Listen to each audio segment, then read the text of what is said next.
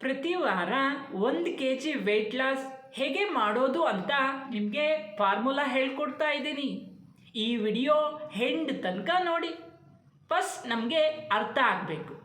1 kg = 7000 calories. ನೀವು ಒಂದು entire ವಾರದಲ್ಲಿ 700 ಕ್ಯಾಲರಿ ಡೆಪಾಸಿಟ್ ಕ್ರಿಯೇಟ್ ಮಾಡಿದ್ರೆ 1 kg ವೆಯ್ಟ್ ಲಾಸ್ ಆಗುತ್ತೆ. ಒಂದು ವೇಳೆ ನೀವು 1500 ಡಯಟ್ ಪ್ಲಾನಲ್ಲಿ ಇದ್ದೀರಾ ಅಂತ ಅಂದ್ಕೊಳ್ಳಿ.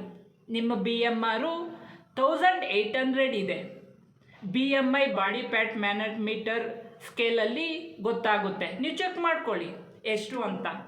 ನಿಮ್ಮ BMR 1800, ನಿಮ್ಮ ಡಯಟ್ ಪ್ಲಾನ್ 1500, ಕೇವಲ ನಿಮ್ಮ ಡಯಟಿಂದ 300 ಕ್ಯಾಲರಿ ಡೆಪಾಸಿಟ್ ಆಯಿತು. ಆದರೆ ನೀವು ಇನ್ನೂ 700 ಕ್ಯಾಲರಿ ಡೆಪಾಸಿಟ್ ಮಾಡೋಕ್ಕಿದೆ. ಸೊ ಅದಕ್ಕೆ ಏನು ಮಾಡಬೇಕು? ನೀವು ಪ್ರತಿದಿನ 10,000 ಸ್ಟೆಪ್ಸ್ ನಡೆದ್ರೆ ಅಂದಾಜಲ್ಲಿ 350 ಕ್ಯಾಲರಿ ಖರ್ಚಾಗುತ್ತೆ.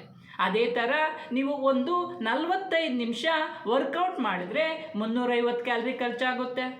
ನಿಮ್ಮ ಆ್ಯಕ್ಟಿವ್ನೆಸ್ನಿಂದ 700 ಕ್ಯಾಲರಿ ಖರ್ಚಾಗಿತ್ತು. ಮತ್ತು ನಿಮ್ಮ ಡಯಟ್ ಪ್ಲಾನಿಂದ 300 ಕ್ಯಾಲರಿ ಖರ್ಚಾಗಿತ್ತು.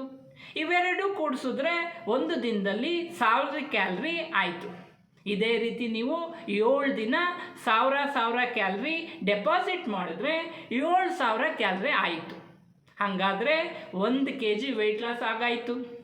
ಇದ್ರ ಬಗ್ಗೆ ಇನ್ನೂ ಡೀಟೇಲ್ಸ್ ಬೇಕಾದರೆ, ನಿಮಗೆ ಹೆಲ್ಪ್ ಮಾಡಬೇಕಾದ್ರೆ ಖಂಡಿತ ಕಾಮೆಂಟ್ ಮಾಡಿ.